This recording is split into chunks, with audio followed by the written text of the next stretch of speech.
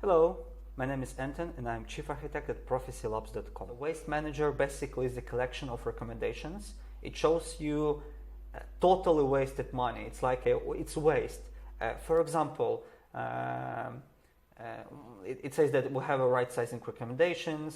So basically I should go to right sizing. We already take a look on that. Also it says that I have 3 unattached volumes.